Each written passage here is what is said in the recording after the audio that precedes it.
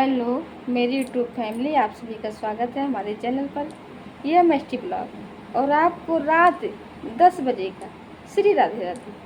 भगवान से मैं प्रार्थना करती हूँ आप लोग हमेशा खुश रहिए और स्वस्थ रहिए। आप सभी को गुरु पूर्णिमा की हार्दिक शुभकामनाएं। लेट से कहने के लिए मुझे क्षमा करिएगा, क्योंकि मैं सुबह से ही मैं व्यस्त थी। आज गुरु पूर्णिमा होने की वजह से पूजा पाठ करवाना था, घर पे जाना था, बहुत सारी जिम्मेदारियां होती हैं, तो वो सारी जिम्मेदारियां निभाते हुए मैं आपको दिन में हार्दिक शुभकामनाएं नहीं बोल पाई हूँ। तो वे रात को 10 बजे आई हूँ, इसके लिए मुझे क्षमा करिएगा आप सभी, मेरे भाई मेरी बहन, और जो मुझे समझते हैं अंदर से कि मैं कैसी हूँ क्या हूँ, वो लोग मुझे बहुत प्यार करते हैं, मेरे भाई बहन। बाकी अगर 50% आपको पहचानने वाले हैं, प्यार करने वाले हैं, तो 50% नफरत करने वाले भी तो चाहिए, है कि नहीं? आप लोग बताइएगा, चाहिए ना? होते हैं। और सबसे ज़्यादा जानते हैं कौन होता है? बहुत क्लोज वाले, जिसके ऊपर सबसे ज़्यादा विश्वास होता है कि बहुत अच्छे हैं हमारे लिए, ये तो मेरे बहुत ख़ास रिश्ते में आते हैं, ये तो मुझे बहुत अच्छे से पहचानते हैं। पर जलते भी तो वही हैं आपसे। दूर के मेरे भाई बहन नहीं ईर्ष्या करते हैं, जो पास वाले ज़्यादा करते हैं। आपको तो पता है, मैं आपको बताने लेकिन लायक नहीं हूँ, पर बता देती हूँ। तो फिर आज गुरु पूर्णिमा थी, मुझे अपने पिताजी की और माँ की बहुत याद आई।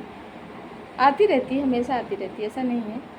पर जब कोई पर्व होता है ना, कोई भी त्योहार होता है, ऐसा कोई दिन होता है, या तो याद आ ही जाते हैं। पर मैं आंसू गिराऊंगी नहीं, रोऊंगी नहीं, बिल्कुल नहीं रोऊंगी। अपने आप को मैं मजबूत कर रही हूँ। कब तक रोऊंगी भाई? कोई नहीं है। जो कहने वाले थे माँ और पिताजी, वो चले गए। अब कोई कहने वाला नहीं कि आप मत रो, ना रो बेटा, ना रो। कोई नहीं कहने वाला है। आप कितना भी रो, कितना भी रो, रोते रहो, रोते रहो। किसी को किसी से कुछ भी लेना देना नहीं है। रोना है जाओ रो, हंसना है आप हंसिए, आपकी मर्जी। मतलब मैं अपनी बात कर रही हूँ, आप लोगों की नहीं। तो मेरी जो पहली गुरु थी ना, सबकी माँ गुरु होती हैं, प्रथम गुरु, पर मेरी जो प्रथम गुरु थी नहीं थे, कौन? मेरे पिताजी। मैं अपने पिताजी के ज़्यादा करीब थी,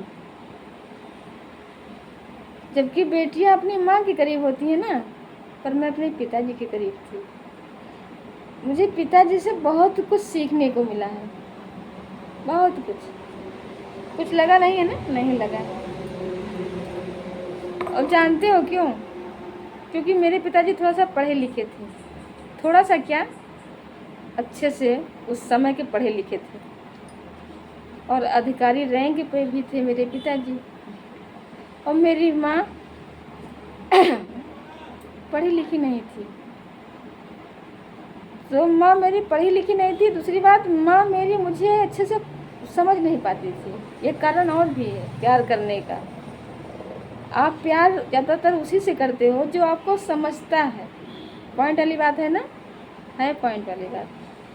और जो आपको इतना अच्छे से नहीं समझ पा रहा है, उससे आप थोड़ा सा प्यार कम करते हो। तो मेरे पिताजी मुझे ज़्यादा समझते थे। मैं कुछ भी कहती थी, कोई भी शब्द, कोई भी बात, तो मुझे अच्छे से समझते थे कि मेरी बेटी क्या कह रही है। और मेरी माँ थी ना, तो वो मुझे समझ नहीं पाती थी। और मेरा बहुत ही कम एज था, तभी मैं भी समझदार थी। मैं नोट करती थी कि मुझे कौन समझ पा रहा है, कौन नहीं समझ पा रहा है, मैं किसके लायक हूँ, किसके लायक नहीं।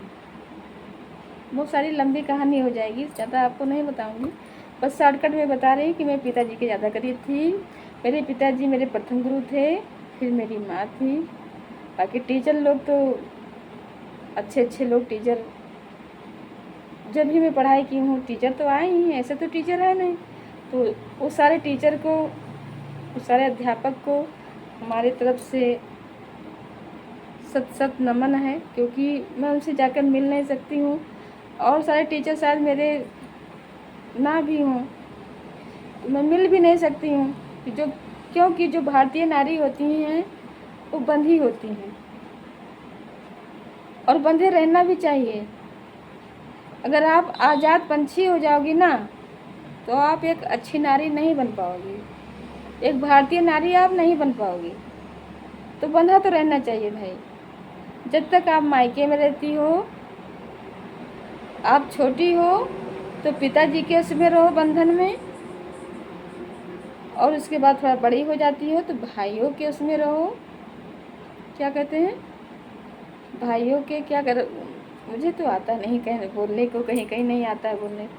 उसके बाद आपकी शादी होती है तो आप अपने पति के रख रखाव में रहिए। चलिए अपनी भाषा में इस्तेमाल करती हूँ, रख रखाव में रहिए। इसके बाद अपना फिर बेटा हो जाता है। तो बंधे रहना चाहिए। अगर आप एक भारतीय नारी हो तो आपको बंधे रहना चाहिए। यही संस्कार हर इंसान चाहता है। मैं पंछी मतलब आज़ाद पंछी बन जाऊं, आज़ाद तरीके से रहूं, पर हर एक इंसान को बंधे रहना चाहिए, जेंट्स हो या लेडीज। बंधे रहने का मतलब समझते हो? सम्मान एक दूसरे का थोड़ा सा सम्मान, मतलब डर भी आता है, मतलब कि आप मुझे समझते हो कि ये गलती मैं करूँगा तो इनको बुरा लग जाएगा। अगर ये चीज़ नहीं है तो समझिए कि रिश्ता खत्म। या मत समझिए कि सामने वाला मारने लगेगा, ऐसा कुछ नहीं, कोई मारता वारता नहीं है, पर धीमे धीमे वो अलग तरीके से हो जाता है। तो फिर मैं कहाँ पर थी? आप लोग बताइए तो मैं कहाँ पर थी? तो हाँ, तो फिर मेरी माँ मेरी गुरु थी, पर मेरे पिताजी थे। और मेरे पिताजी 2014 ही तो था। 2014 में मेरे पिताजी का फरवरी में स्वर्गवास हुआ। इसके बाद मेरी माँ 10 साल,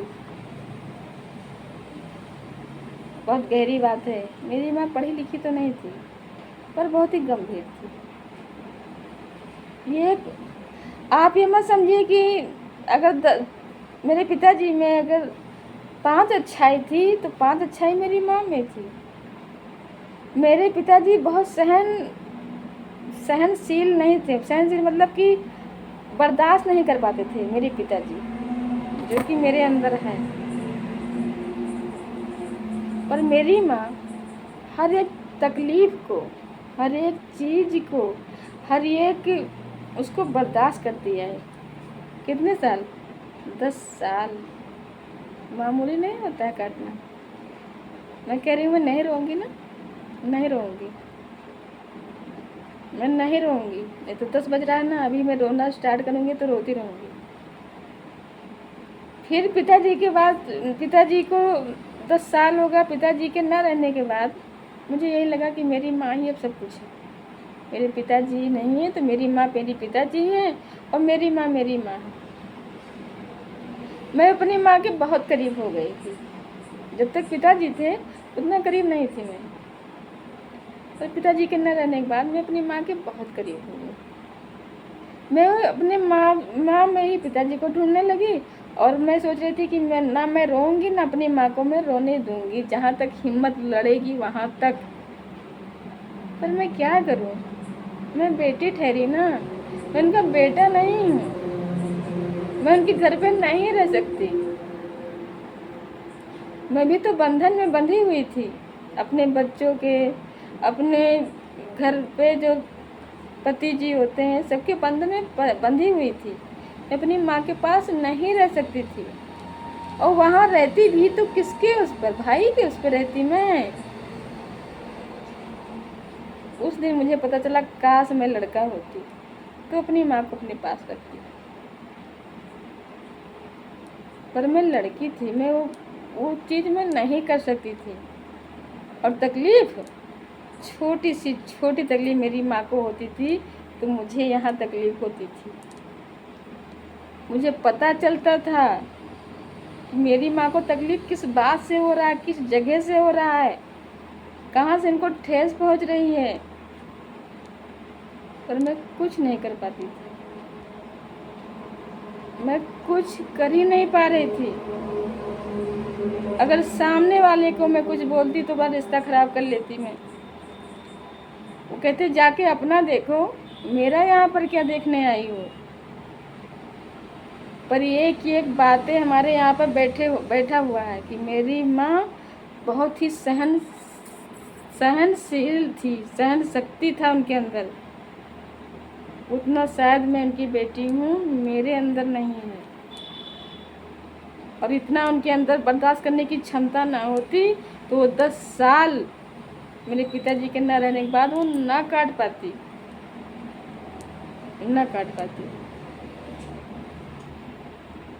आपका समय अपने बच्चों के, जब तक आपके बच्चे छोटे हैं, बहुत अच्छे से कट जाएगा।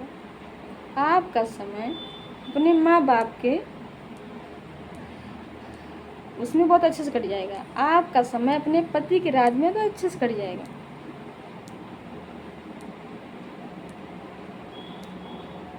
मैं यहाँ गलत बोल गई हूँ। आपका समय अपने माँ बाप के रख रखाव में बहुत अच्छे से कट जाएगा। आपका समय अपने पति के राज में बहुत अच्छे से कट जाएगा।